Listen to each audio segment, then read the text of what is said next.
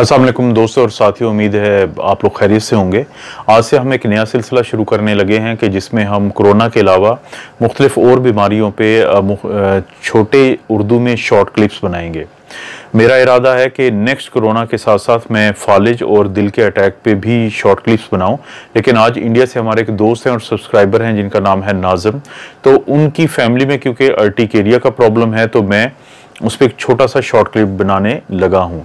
Urticaria, जिसको उर्दू में हम छपाकी भी कहते हैं, ये आमतौर पे किसी दवाई का रिएक्शन या किसी भी जैसे नया कपड़ा पहनने की वजह से, नेल पॉलिश की वजह से, या बाज़ औक़ात आप अपने बालों को डाई करते हैं उसकी वजह से, और बाज़ औक़ात कुछ टेस्ट ऐसे होते हैं जैसे सीटी स्कैन हम करवाते हैं तो उसमें हम रेडियो कंट्रास्ट देते हैं, तो उस रेडियो कंट्रास्ट के रिएक्शन के तौर पे और बाज़ औक़ात बहुत ज़्यादा जल्द के ऊपर प्रेशर पड़ने की वजह से सुर्ख रंग के स्वेलिंग वाले सूजे हुए कुछ ऐसे दायरे बनते हैं जो बाज़ औक़ात छोटे होते हैं और बाज़ औक़ात मिलके बड़े दायरे बना देते हैं। इनमें खारिश भी होती है और इनमें दर्द भी होता है।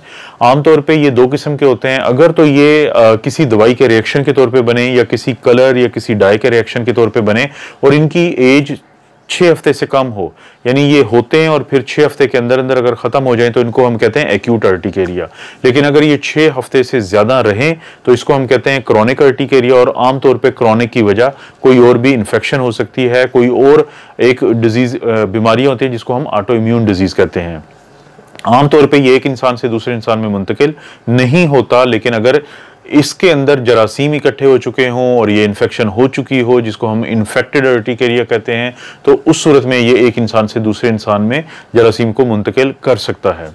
ये आमतौर पे जब हम इसको दबाते हैं तो इसका रंग या तो सफ़ेद होगा या येलो हो जाएगा, लेकिन जैसे हम इसको अपनी उंगली को उठाएंगे जिससे हमने इसको दबाया है तो इसका रंग जो रेड होता है वो वापस आ जाता है। इसको हम कहते हैं कि ये ब्लैंचेबल होता है। और आमतौर पे तो इसके लिए कोई ज़्यादा टेस्ट की ज़रूरत नहीं होती अगर ये एक्यूट अर्टिकेरिया है। लेकिन अगर क्रॉनिक अर्टिकेरिया है तो हम कुछ ब्लड टेस्ट करवाते हैं ये देखने के लिए कि ये किसी और बीमारी का नतीजा तो नहीं है। उन ब्लड टेस्ट में आता है CBC विद ESR। CBC का मतलब होता है कंप्लीट ब्लड काउंट और ESR हम कहते हैं एरिथ्रोसाइट सेडिमेंटेशन रेट को।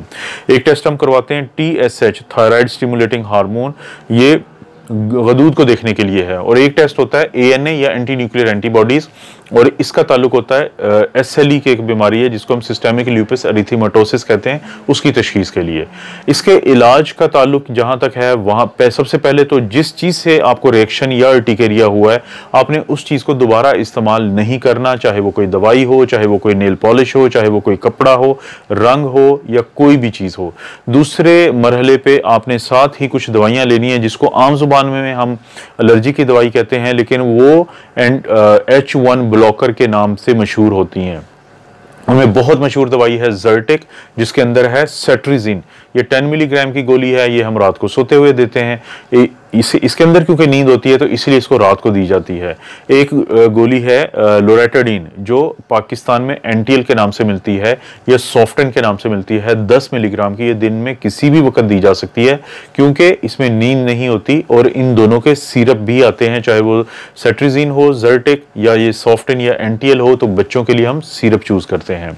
इसके अलावा हम फेक्सोफेनाडीन जो कि पाकिस्तान में फैक्सेट के नाम से आती है, उसकी 120 मिलीग्राम की गोली हम दे सकते हैं। फैक्सेट D के अंदर बुनियादी तौर पे ये सूडोएफिड्रिन और फेक्सोफेनाडीन है, ये भी नॉन सीडेटिंग है, इससे भी नींद नहीं आती। ये दिन में एक दफ़ा देनी पड़ती है 120 मिलीग्राम की। आमतौर पे चांसेस है कि 5 से 10 दिन ये दवाई देंगे तो ये अर्टिकेरिया ठीक हो जाएगा। लेकिन अगर ये ठीक नहीं होता और आपको डॉक्टर फिर तजवीज़ करेंगे, या तो वो कोई स्टीरॉयड देंगे जिसको हम कॉर्टिकोस्टीरॉयड कहते हैं, या वो बड़ी मखसूस किस्म की दवाइयाँ देंगे जिनकी डोज को हम बहुत एहतियात से एडजस्ट करते हैं, जैसे मेथोट्रेक्सेट है।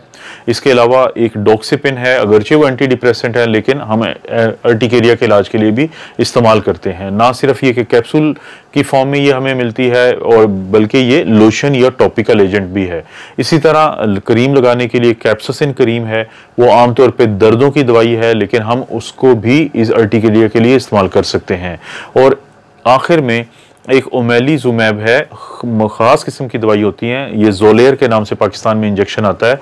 इसको हम जिल्द के नीचे लगाते हैं 150 मिलीग्राम हफ्ते में एक दफ़ा। लेकिन ये बाद में जो मैंने दवाई बताई है ये सारी आप डॉक्टर के मशवरे से इस्तेमाल करेंगे, जिसके अंदर मेथोट्रेक्सेट, स्टीरॉयड, जिसके अंदर डॉक्सिपिन, जिसके अंदर कैप्सासिन, ये सारी आप डॉक्टर से मशवरे से आप इस्तेमाल करेंगे। तो उम्मीद है इस वीडियो से अर्टिकेरिया के बारे में किसी हद तक आपको इन्फॉर्मेशन मिली होगी।